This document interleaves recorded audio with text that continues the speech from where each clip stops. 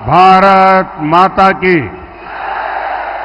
भारत माता की, छत्रपति शिवाजी महाराज की, छत्रपति शिवाजी महाराज की। शैक्षणिक क्षेत्रात लातूरचे नाव गाजवणारा लातूरकरांना माझा नमस्कार।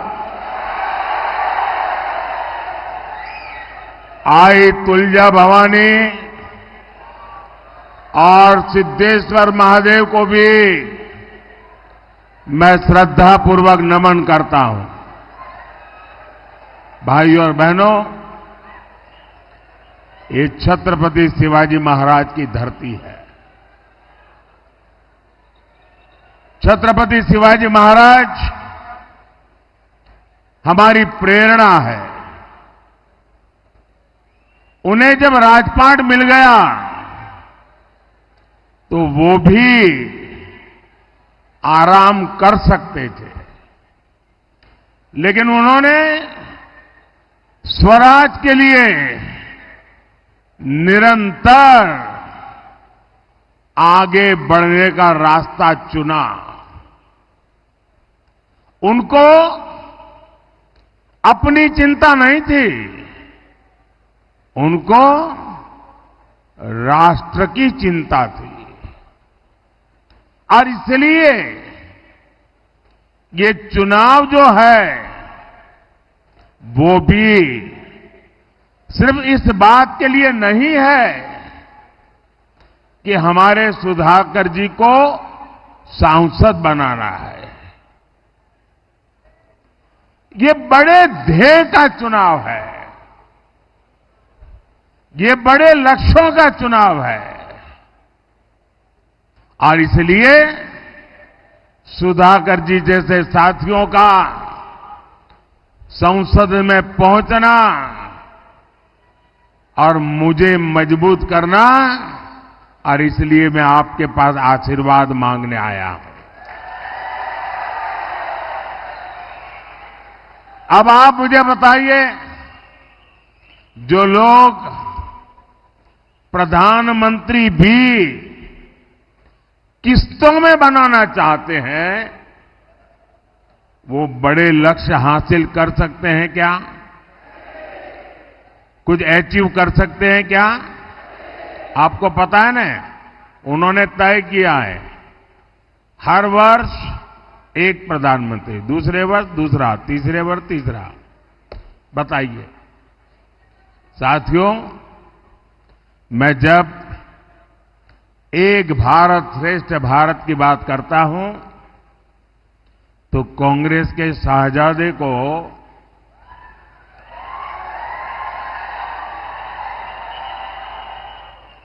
बुखार चढ़ जाता है। कहते हैं कि मोदी एक भारत की बात क्यों करता है? भारत को खंड खंड में देखने वाले लोग प्रधानमंत्री पद को भी खंड खंड में बांटना चाहते हैं। 5 साल में 5 पीएम का इनका प्लान, यानी बारी बारी देश को लूटने की योजना। मैं जरा लातूर के भाई बहनों से पूछना चाहता हूं, क्या ऐसे लोगों को रत्ती भर भी मौका दे सकते हैं क्या? दुनिया के इस चुनौतीपूर्ण समय में क्या हम देश को अस्थिरता में झोंक सकते हैं क्या? भाइयों और बहनों, कांग्रेस ने आपको लूटने का भी एक बहुत खतरनाक प्लान बनाया है। कांग्रेस कहती है कि वो पहले देशवासियों की कमाई का एक्सरे करेगी, फिर आपकी संपत्ति पर कब्जा करेगी और फिर उसे अपने वोट बैंक को बांट देगी। आप मुझे बताइए, आप अपनी संपत्ति कांग्रेस को देना चाहेंगे क्या? उनकी सरकार कब्जा करना चाहे, कब्जा करने देंगे क्या?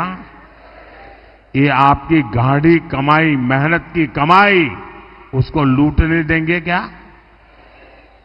साथियों, कांग्रेस की नजर सिर्फ आपकी वर्तमान कमाई पर ही नहीं है, लेकिन आप जो संपत्ति अपने बच्चों के लिए जोड़ रहे हैं, उस पर भी कांग्रेस गीद नजर लगा करके बैठी हुई है। आपने सुना होगा उनके महाशय क्या कह रहे हैं। अब हमारे देश में तो हम लोग खुद मेहनत करते हैं, भोग नहीं करते हैं, जरूरत से ही जिंदगी पूरी करते हैं और पाई पाई बचाते रहते हैं, हमारे स्वभाव में है। और हर मां बाप की इच्छा रहती है कि कुछ न कुछ बचाएं ताकि मरने के बाद कुछ अपने संतानों को दे करके जाएं। ये हर मां बाप की इच्छा होती है कि नहीं होती है? गरीब से गरीब मां बाप होगा तो भी बच्चों को कुछ दे करके जाना चाहता है कि नहीं जाना चाहता है? अब ये कहते हैं कि आपने जो कमाया है, जो जमा किया है, वो पूरा का पूरा आप अपने संतानों को नहीं दे सकते हैं। अगर आपने 10 एकड़ भूमि है और बच्चों को मरने के बाद देना चाहते हो तो 5 एकड़ दे पाओगे। 5 एकड़ ये कांग्रेस का मकसद है, वो ले लेंगे। आपके पास 2 घर हैं तो 1 घर आप बेटे को नहीं दे पाएंगे, 1 ही दे पाएंगे। और इसलिए वो इनहेरिटेंस टैक्स लगाने की बात करते हैं।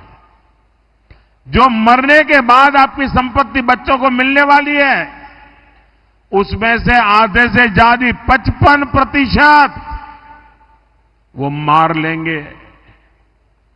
क्या ऐसे कातिल पंजे जो आपकी मेहनत की कमाई को लूटना चाहते हैं, ऐसे पंजे को कहीं पर भी जगह मिलनी चाहिए क्या?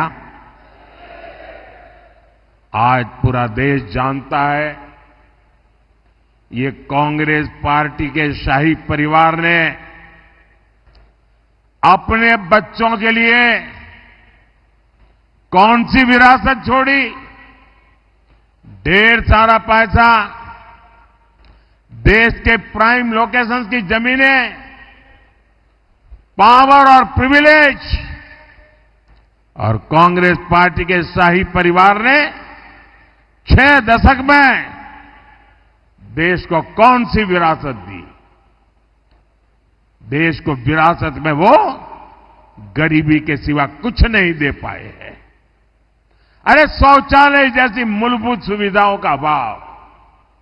साथियों, आज आप किसी भी दिन अगर टीवी देखिए, अखबार उठाइए,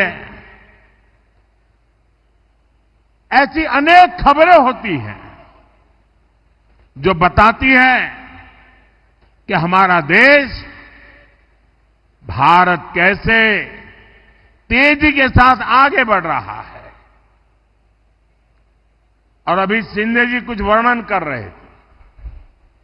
कोई न कोई सेक्टर, चाहे मार्केट हो, मैन्युफैक्चरिंग हो, स्पेस हो, डिफेंस हो, कोई न कोई अच्छी खबर, विकास की खबर हमारे भविष्य को मजबूती देने वाली खबर, कोई न कोई नया रिकॉर्ड बनता हुआ हर दिन कहीं पढ़ने को मिलता है, कहीं सुनने को मिलता है, कहीं जानने को मिलता है। लेकिन 2014 के पहले का समय याद कीजिए, वो कालखंड याद कीजिए, और ये जो फर्स्ट टाइम वोटर है ना, जो पहली बार मतदान करने वाले हैं, उन मेरे नौजवानों को मैं खास कहना चाहता हूं, आप उस समय 8 या 10 साल के होंगे, और इसलिए उस समय क्या हाल था वो शायद आपके स्मृति में नहीं होगा, आपके ध्यान में नहीं होगा। और आप तो गूगल की दुनिया के लोग हो, गूगल गुरु के शिष्य हो। जरा 2014 के पहले गूगल पे जाके उस समय के अखबार और टीवी देख लीजिए, क्या मिलेगा? तब आपको पढ़ने को मिलेगा, रेलवे स्टेशन पर, बस स्टेशन पर अनाउंसमेंट होता था, कहीं पर मेला लगा है तो अनाउंसमेंट होता था, कहीं पर भीड़ जमा हो रही है तो अनाउंसमेंट होता था, सावधान, कोई लावारिस चीज दिखाई दे तो उसको हाथ मत लगाना, कोई लावारिस बैग दिखती है तो पुलिस को जानकारी दो, कहीं लावारिस टिफिन बॉक्स दिखता है पुलिस को जानकारी दो, कहीं लावारिस कुकर दिखता है तो दूर रहो। क्यों? उसमें कहीं बम होंगे, हाथ लगाओगे तो बम फूटेगा। पूरे देश में 24 घंटे हर महत्वपूर्ण जगह पर ये लावारिस चीजों की सूचना दी जाती थी। मैं सही कह रहा हूं, नहीं कह रहा हूं? जो पुराने लोग हैं बताइए, मैं सही कह रहा हूं, नहीं कह रहा हूं? ये मोदी के आने के बाद कहां गई ये लावारिस चीजें भाई?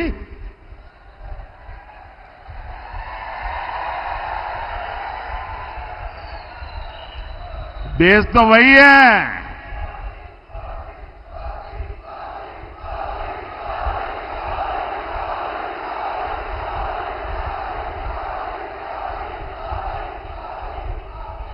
उस समय, और मैं फर्स्ट टाइम वोटर को खास कहता हूं, जरा देखिए, उस समय अखबारों की हेडलाइन हुआ करती थी, दिल्ली में बम ब्लास्ट, मुंबई में बम ब्लास्ट, भारतीय पुलिस आधुनिक आतंक से निपटने के लिए तैयार नहीं। आज भारत अपनी सीमाओं पर आंख उठाने वालों को मुंह तोड़ जवाब देने के लिए जाना जाता है। कांग्रेस के उस दौर में हेडलाइन होती थी, भारत ने मुंबई आतंकी हमले पर पाकिस्तान को एक और डोजियर सौंपा। डोजियर सौंपा, ये बहुत बड़ी खबर होती थी। हमारे कुछ ऐसे मीडिया में बैठे लोग थे, वो भी ताली बजाते थे, हाँ देखो डोजियर भेज दिया, मतलब घटना की फाइल भेजना। आज भारत डोजियर नहीं भेजता है, आज भारत घर में घुस करके मारता है।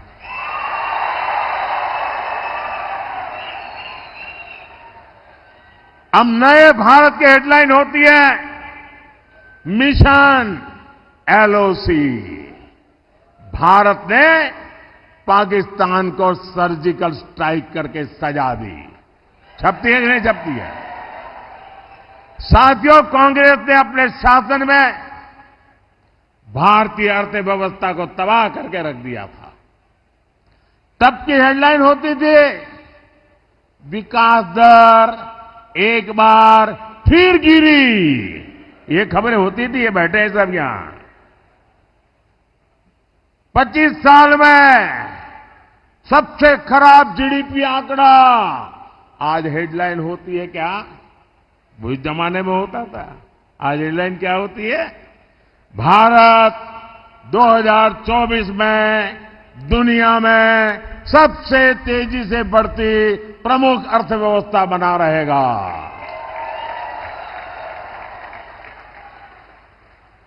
कांग्रेस के राज में हर सुबह हम अखबारों में एक नए घोटाले का नाम पढ़ते थे। हेडलाइन होती थी, कोलगेट कोयले में इतने लाख करोड़ का घोटाला। अब आज हेडलाइन क्या होती है? आज भ्रष्टाचारियों के लिए हेडलाइन होती है, आप जानते हैं। आज हेडलाइन होती है, आज यहां से इतने करोड़ पकड़े गए, आज इतने करोड़ वहां से पकड़े गए, आज नोटों की गद्दियां गाड़ी के नीचे से पकड़ी गई, आज इतने रुपयों का ढेर गैराज में से पकड़ा गया। ये खबरें आती है कि नहीं आती है? और आपने मुझे ये काम के लिए बिठाया कि नहीं बिठाया है? ये काम मुझे करना चाहिए कि नहीं करना चाहिए? और आज ये माल लूटने वाले जेलों के सलाखे में सड़ रहे हैं जी। और मैं देशवासियों को आश्वासन देता हूं, गारंटी देता हूं, जिन्होंने देश को लूटा है, जिन्होंने देश को लूटा है, उन्हें लौटाना ही पड़ेगा।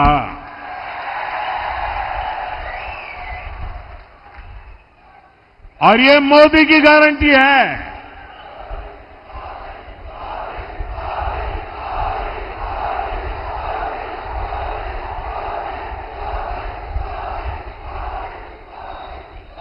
साथियों,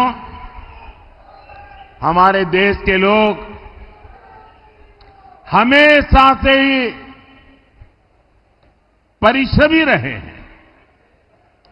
हमारे देश का युवा हमेशा टैलेंटेड रहा है, लेकिन कांग्रेस ने 60 साल तक भारत के युवाओं के सपनों को, भारत के नागरिकों के सपनों को कुचलने का पाप किया है। कांग्रेस ने सिर्फ एक परिवार की सोची, मोदी देश के हर परिवार की सोचता है। मेरा भारत, मेरा परिवार। मैं चाहता हूं कि देश के नागरिकों के जीवन से सरकार का दखल पूरी तरह समाप्त हो जाए, और इसलिए हम पुराने जो बेकार हो चुके कानून हैं, उनको समाप्त कर रहे हैं, पुराने नियमों को आसान बना रहे हैं। पिछले साल ही हमने 40,000 से ज्यादा कंप्लायंसेस को खत्म किया। आज जब देश के नागरिकों से ये बोझ हटा है, उनके सामने से रुकावटें हटी हैं, तो वो भी हर सेक्टर में बेहतरीन प्रयास कर रहे हैं। मैं आपको स्पोर्ट्स का उदाहरण देता हूं, खेलकूद का उदाहरण देता हूं, और हमारा महाराष्ट्र को देश को नाम देता है स्पोर्ट्स की दुनिया में। हमारे नौजवान, हमारी बेटियां अद्भुत करती है जी। आज ओलंपिक में, पैरालंपिक में, एशियन गेम्स में, कॉमनवेल्थ गेम्स में, यूनिवर्सिटी गेम्स में भारत की खिलाड़ी दशकों पुराने रिकॉर्ड तोड़ रहे हैं जी। भारत के नागरिकों में आया आत्मविश्वास हमें विकसित भारत के लक्ष्य तक पहुंचाएगा। और मैं, मेरे नौजवानों, मेरा ड्रीम है 2029 में युवा ओलंपिक हिंदुस्तान में हो। मेरा ड्रीम है 2036 में भारत में ओलंपिक का खेल हो। मोदी छोटा सोच ही नहीं सकता है जी। ये परमात्मा ने मुझे जब मैन्युफैक्चर किया ना, तो वो छोटे वाली चिप नहीं रखी है, बड़े वाली चिप रखी है।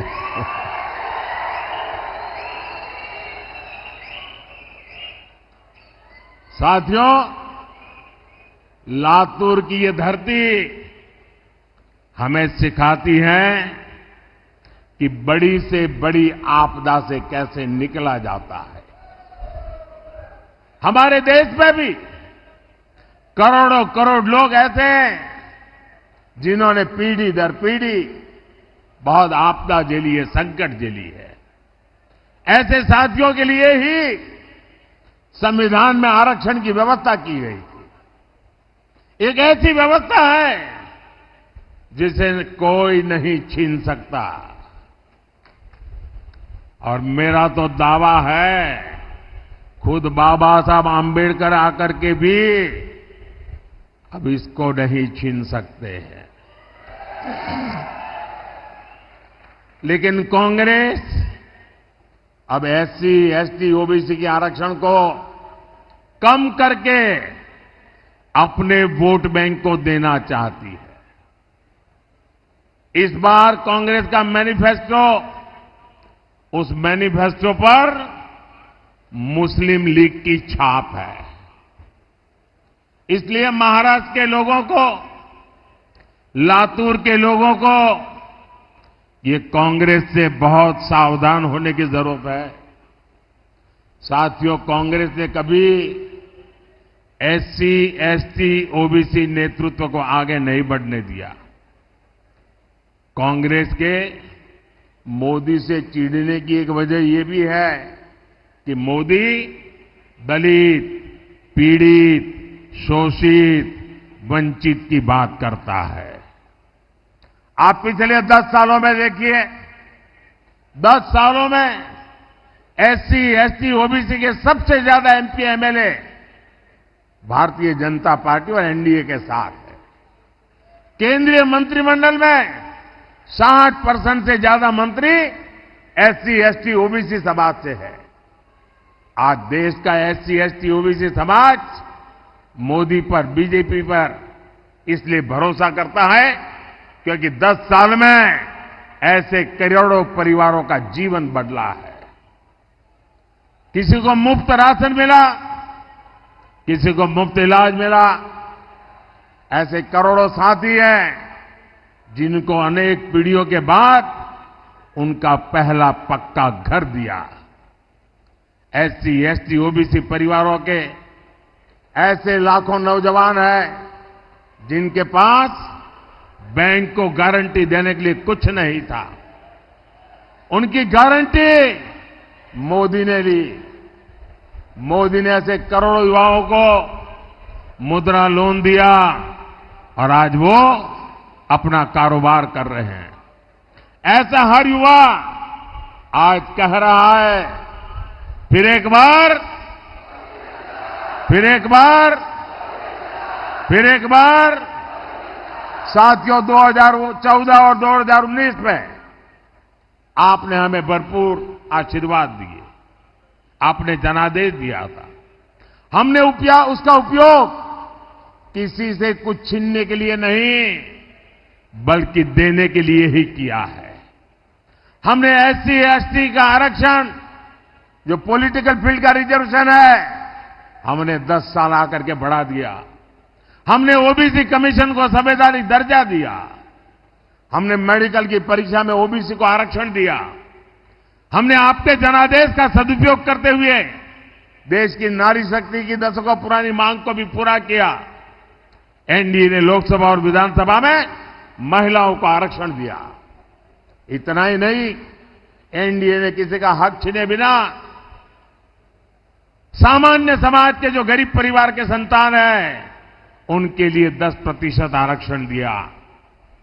यानी एनडीए सरकार सामाजिक न्याय को ताकत देने वाली सरकार है। कांग्रेस और इंडिया गाड़ी वाले जो झूठी बातें फैलाते हैं, उनके मन में खोट है। इस झूठ की आड़ में वो बड़ा खेल करने की फिराक में है। भाइयों और बहनों, देश पर लंबे समय तक राज करने वाली कांग्रेस और समस्याओं के बीच एक अजीब रिश्ता है। कांग्रेस और समस्या ये जुड़वा भाई हैं। कांग्रेस कभी भी किसी समस्या को खत्म करने का प्रयास नहीं करती, क्योंकि लोगों की परेशानी से ही वो वोटों की फसल काटती है। यहां लातूर में लंबे समय तक पानी की समस्या रही, लेकिन क्या कभी कांग्रेस ने इस समस्या का स्थायी समाधान का प्रयास किया? हर घर पानी, हर खेत पानी पहुंचाने के लिए हम मिशन मोड पे काम कर रहे हैं। यहां पहले देवेंद्र जी के नेतृत्व वाली सरकार हो या फिर अब एकनाथ जी शिंदे की सरकार हो, पानी पर हम विशेष बल दे रहे हैं। लेकिन कांग्रेस ने हमेशा पानी की योजनाओं को लटकाया है, भटकाया है। जलयुक्त शिवार हो, मराठवाड़ वाटर ग्रिड हो, ऐसे कामों में अघाड़ी की सरकार ने अड़ंगे लगाए। अब महायुति की सरकार सिंचाई के हर प्रोजेक्ट को तेजी से पूरा कर रही है। साथियों, मोदी ने हर बहन के घर तक नल से जल पहुंचाने की गारंटी दी है। मुझे खुशी है कि महाराष्ट्र के 20,000 से अधिक गांवों में 100% नल कनेक्शन पहुंच चुके हैं। और यहां लातूर में भी हर घर नल से जल का लक्ष्य ज्यादा दूर नहीं है। भाइयों और बहनों, लातूर शिक्षा और स्किल का एक सेंटर है। बीते 10 वर्ष में देश में शिक्षा और कौशल सेक्टर में अभूतपूर्व उपलब्धियों के रहे हैं।